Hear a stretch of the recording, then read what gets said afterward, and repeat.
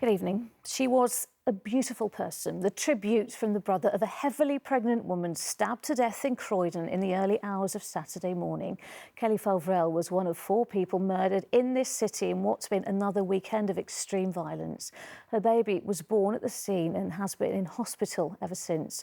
Well, 2 people have been questioned and released by police. London's Mayor Sadiq Khan said that violence against women is endemic in the capital. We'll hear the latest. Here's our political correspondent, Simon Harris. Jayden Moody, Jodie Chesney and now Kelly Ferrell, 3 victims who stand out among the many murdered in London this year. Jayden was only 14, but that didn't stop him being knocked off a moped and being repeatedly stabbed in Leighton. Jodie was 17 and was listening to music with friends in a park in Harold Hill when she too was stabbed. Kelly Ferrell was 26 and heavily pregnant when she was murdered at home in Thornton Heath on Saturday. In the first 6 months of 2019, London witnessed a succession of murders which were particularly shocking. From January to June, each one appeared to bring a new level of callous violence. Kelly Ferrell was said to be excited about becoming a mum. Her brother Stephen shared his grief on Facebook. Words can't describe the pain we're feeling. You couldn't have been a better sister, and I thank you for always being there for me, helping whenever I needed it. I love you more than you can possibly imagine. Rest in peace, Kelly. And anybody who thinks that, crime doesn't affect individuals should look at this particular case. Good example of how violence against women is endemic in our society. Last year we had large numbers of women who died as a consequence of domestic violence. This year already, there have been 13 women who've lost their lives.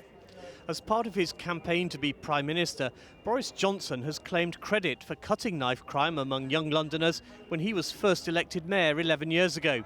Knife arches and stop and search were used in Operation Blunt 2. It removed something like 11,000 knives off the street, and if only 1% of those knives had been used, another 100 and odd people would be dead. In the first year of Boris's mayoralty, we saw 29 young people killed. By 2012, that was down to 8. The current mayor says what he needs is more money from the government to pay for more police. The number of Londoners to die violently this year reached 69 early yesterday morning when an 18-year-old man was stabbed in a fight in Woolworth. The end of another murderous weekend when 4 lives were lost. Simon, do we know anything more about Miss Ferrell's baby? It is the involvement, isn't it, of an unborn child that sets this murder apart from so many of the others. The paramedics and doctors couldn't save Kelly Ferrell, but they did manage the premature delivery of the baby. The baby, we think it's a boy, but we don't know for certain, is in a critical condition in a specialist unit in hospital. What we don't know is whether the baby was injured in the attack or whether it was being born early that's causing the doctors concern.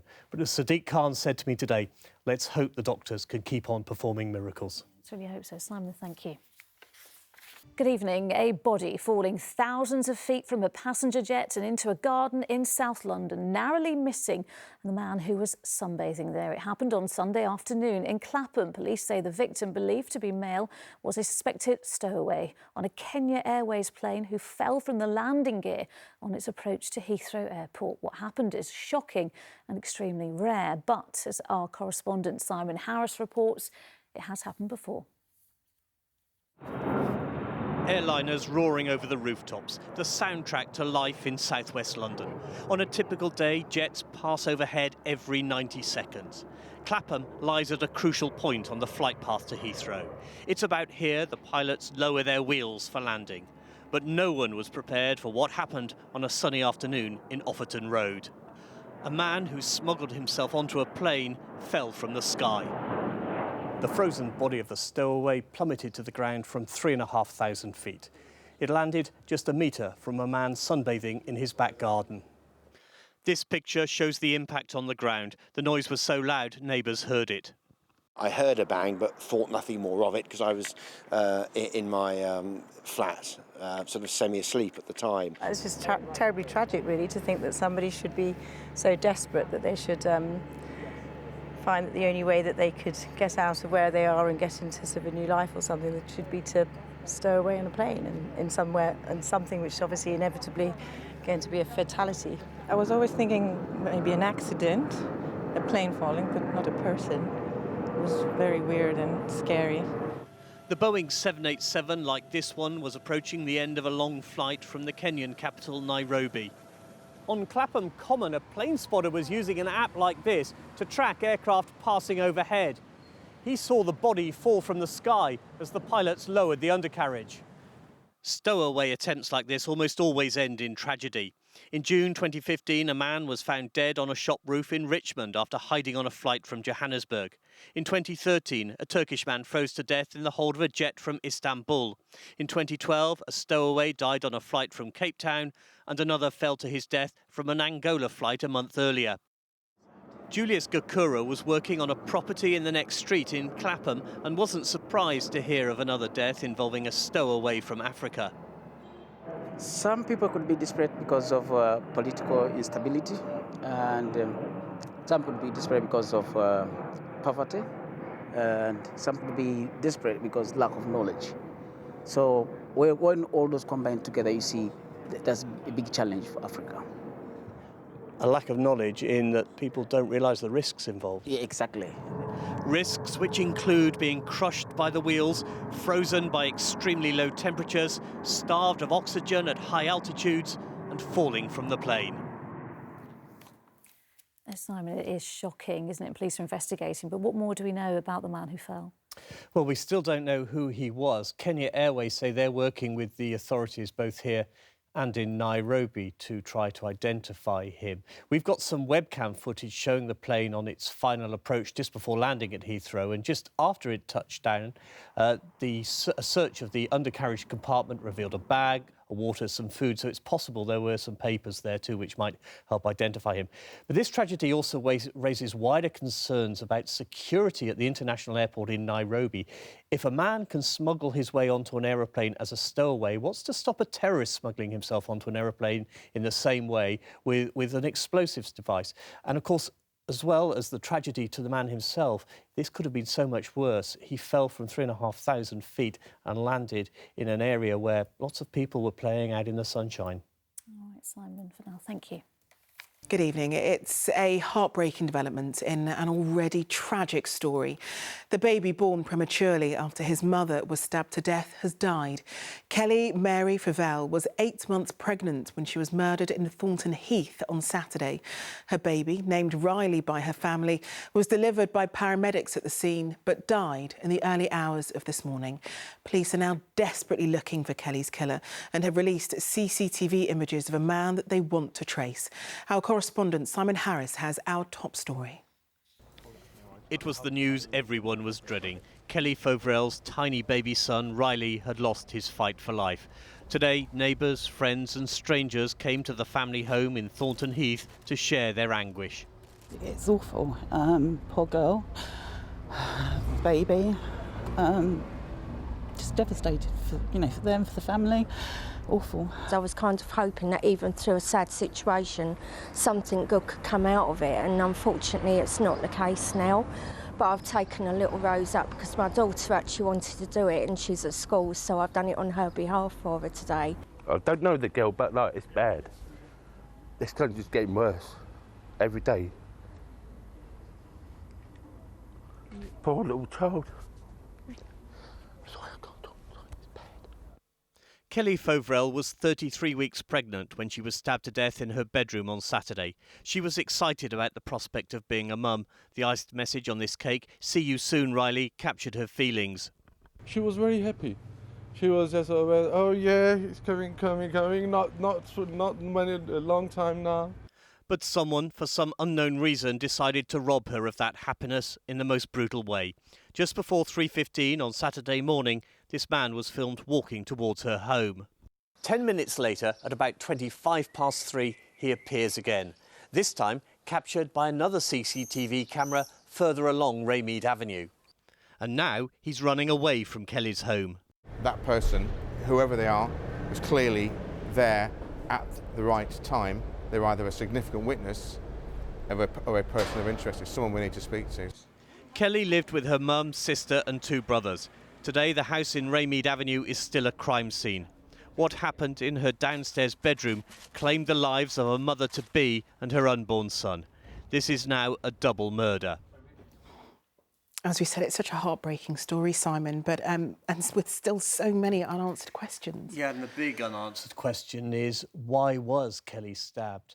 The police still don't seem to be able to answer that. We don't know what the motive was, and the police still can't answer whether she knew her attacker.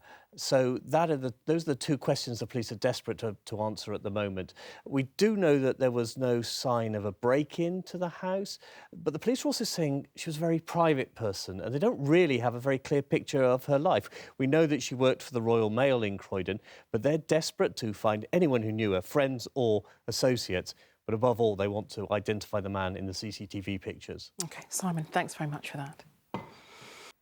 For a second day, police have been digging at a farmer's field in Worcestershire, searching for the body of Susie Lamplugh. It's almost 33 years since the West London estate agent went missing. Today, the former detective superintendent on the case told us the search site had potential as it was close to major roads and the home of the main suspect's mother. Well, our correspondent Simon Harris is live for us from there this evening. Simon, can you tell us what the latest on the search is? Well, Charlene, if the police have found anything today, they're not saying. But the search teams have been working throughout the day behind those trees. The site is next to a busy country road, certainly on a sunny summer's evening. But 3 decades ago, was it perhaps at the dead of night, the sort of place a killer might choose to hide a body? A cornfield in a corner of rural England. Could this be Susie Lamplugh's last resting place? Once again, the hunt for the missing estate agent is focused on the county of Worcestershire, where a field and woods have been cordoned off. I called former detective Jim Dickey, who was asked to reopen the case almost 20 years ago. He's more encouraged than he has been in a long time. I find it quite promising, actually, because the geographical position where they're doing the dig is not that far away from a previous dig that was done, I think, in 2010 at the old Norton Barracks, which is now, they've built on it and there's a load of houses there. But back in 1986, it was an old derelict army barracks, and that site is not a million miles away from there. Susie Lamplugh vanished 33 years ago after going to meet a client in Fulham. Her unlocked car was found nearby later that evening. Her disappearance and the mystery propelled her parents into the spotlight. Her mum Diana campaigned for the rights of women to be safe. I'm a mother, and I've lost part of my body. Part of my body has died, been murdered. Both of Susie's parents died before knowing what happened to her. Somebody natural, nice. This is John Cannan, the man police suspect kidnapped Susie and murdered her. He's a convicted killer, but denies any involvement. Last November, police excavated the garden of a house in Birmingham, where his mother once lived. Nothing was found. He had connections with Worcestershire, and there have been several searches here. 20 years ago, it was a disused army barracks at Norton on the outskirts of Worcester. Then in 2010, a field near the town of Pershall. Again, the trail went cold. But just a few hundred yards from there are the woods and fields where once more police are searching for Susie's remains. Charlene, with the exception perhaps of Lord Lucan, there aren't many other cases of a missing person which have held the public's attention and fascination for so long. But the disappearance of Susie Lamplugh was and is baffling. It's hard to imagine it happening today, somebody disappearing without a trace. For a start, there are far too many CCTV cameras to allow it to happen. But perhaps tonight, with the operation going on here, we may be a step nearer to finding out what happened to Susie Lamplugh. Charlene. OK, Simon, thanks very much.